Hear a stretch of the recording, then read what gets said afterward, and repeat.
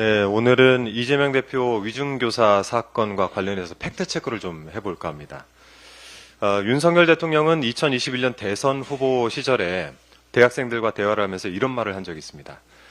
여러분이 만약 기소를 당해 법정에서 상당히 법률적으로 숙련된 검사를 만나서 몇 년 동안 재판을 받고 결국 대법원에서 무죄를 받았다고 하더라도 여러분의 인생은 절단납니다. 그런데 지금 윤석열 정권의 정치검찰이 이를 야당 대표에게 그대로 실천을 하고 있습니다. 객관 의무 위반, 증거 왜곡 등 야당 탄압을 위한 일그러진 검찰의 행사는 대한민국 민주주의와 법치주의의 근간을 위협하고 있습니다. 대표적인 사례가 이재명 대표에 대한 위중교사 사건입니다. 검찰은 이재명 대표가 2018년 12월과 2019년 1월 김진성 씨와 전화통화에서 약 17년 전 상황에 대해 허위의 진술을 교사했다라고 주장을 하면서 이재명 대표를 기소했습니다.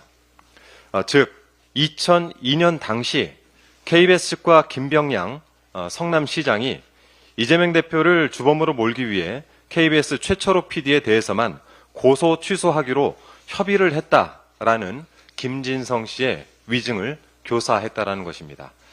하지만 이를 정말 위중교사라고 할 수 있을지 지금부터 하나하나 좀 따져보겠습니다. 우선 이재명 대표는 통화 당시 위증을 교사하지 않았습니다. 즉 위증을 요구하지 않은 것입니다. 이재명 대표는 그냥 있는 대로 기억을 되살려서 안 본 건 얘기할 필요는 없다라는 취지의 발언을 12차례나 반복을 합니다.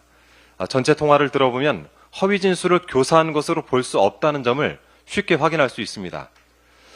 그리고 이 사건은 법리적으로도 위증교사가 될 수 없습니다. 일단 2002년 당시 KBS 측과 김병량 성남시장이 고소 취소를 협의했다는 점은 이미 확인된 사실입니다. 고소 취소 협의 후에 약속까지 받았다는 2002년 최초로의 법정 증언이 있었고 또 고소 취소를 협의했다는 취지의 당시 KBS 관계자들 법정 증언이 이번 위중교사 사건에서도 있었습니다. 김진성 씨가 김 시장의 고소 대리인이자 비서실장격 수행 비서로서 김 시장과 내밀한 사이였기 때문에 이를 모를 리가 없습니다. 즉 허위의 진술이 아니므로 위중교사 역시 성립되지 않습니다. 또한 김진성 씨는 이재명 대표를 주범으로 몰기 위해서 라는 증언을 한 적이 없습니다. 이재명 대표가 그런 부탁을 한 적도 없거니와 또 설령 부탁을 했다 해도 이는 실패한 교사로서 위중교사죄가 성립될 여지가 없는 것입니다. 김진성 씨는 오히려 협의가 이재명 대표를 주범으로 몰기 위한 게 아니었다라는 취지로 증언을 합니다.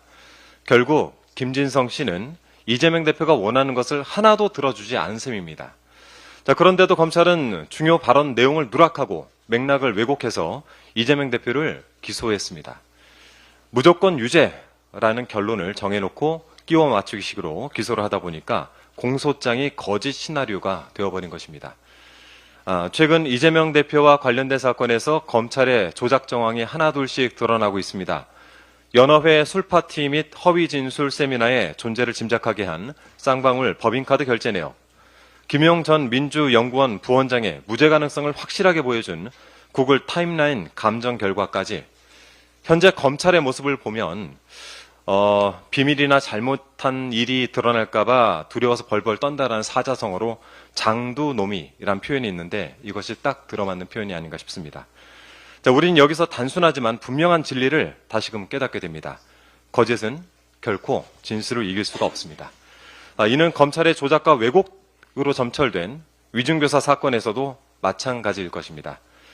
오는 25일 법원의 공정하고 올바른 판단을 기대하겠습니다. 이상입니다.